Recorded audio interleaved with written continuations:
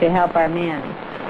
Once we educate the general public, not only in this nation but worldwide, to the true fact that these men are in fact not being treated the way Hanoi would like to take the picture, then I believe public pressure will be brought to bear upon Hanoi, and they will be shown up for the dishonesty.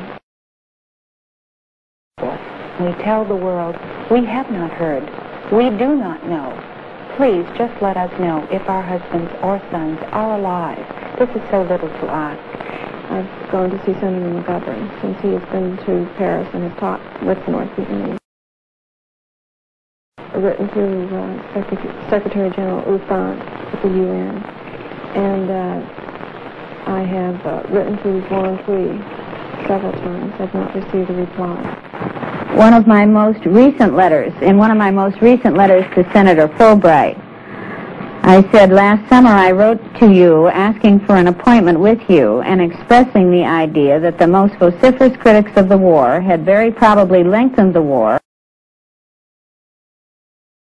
Possibility of release for the prisoners. At that time, you refused to see me on the grounds that my idea was so preposterous, and that was his phrase, that visiting with me would serve no purpose. We're going back in hopes of finding the information that we originally went there seeking. On September 17th, the North Vietnamese promised to send us letters regarding our husbands' status and well-being. We have not to date received those letters. We still want to know about our husbands. We want to know what we can tell our children concerning their fathers. Well, yes, at the beginning, the real rough treatment came at first when they were trying to get military answers from you. And then after that, they tried to, force you into appearing before these delegations to say that you had received humane treatment. And they would, throw rocks at you and hit you. And one of the they dislodged a filling, but and then once I got to the camp, they refused to give me medical treatment, saying that I was going to die in 4 hours if I didn't give them information. I just finally passed out. The North Vietnamese tried to get Lieutenant Commander Stratton to appear before a press delegation and say that he had received humane and lenient treatment. He refused because his treatment hadn't been humane. He had been tied up to ropes, with ropes to such a degree that he still has large scars on his arms from the rope burns which became infected. He was deprived of sleep, beaten, had his fingernails removed, and put in solitary, but the North Vietnamese insisted that he make the false humane treatment statements and threw him into a dark cell alone to think about it for 38 days. I feel a strong obligation to the men back there. They know that I'm going to come back here and tell the truth, and that's what they wanted.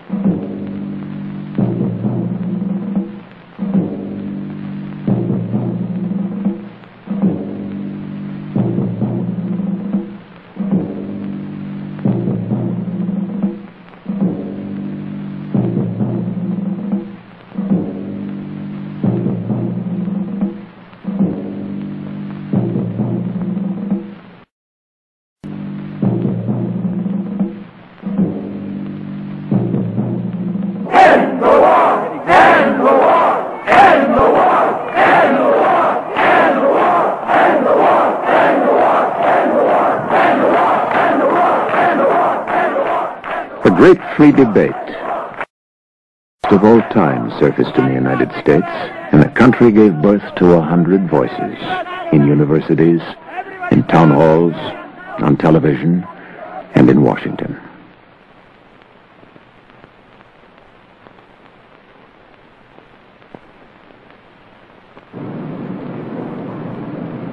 I'm opposed to this war not only because it is morally and legally wrong, but because I think it is destroying the good name and the leadership of the United States. Furthermore, I believe that the war is militarily unwinnable. If we should succeed in bombing Vietnam to rubble, we will only find ourselves up against the Chinese. But what I could do with is more compassion and more sympathy with those tens of thousands of civilians in South Vietnam who have been killed and kidnapped by the Viet Cong and North Vietnamese forces as a matter of deliberate policy. And the far larger tens of thousands of South Vietnamese military who've been killed and wounded simply because North Vietnam is trying to seize South Vietnam by force. I lost a really dear friend over there, and all of a sudden it brought it home to me. And I began wondering, what are we doing over there? Is this what honor is all about? Is it worth it? And I don't think it is. All of us tend to place a greater value on our own people. But can you really draw a line as to whether it's worth one American life if that by saving that American life you subject probably thousands of Vietnamese to death? Human life is human life. We believe that this war is illegal from every point of view, completely immoral, and I would like to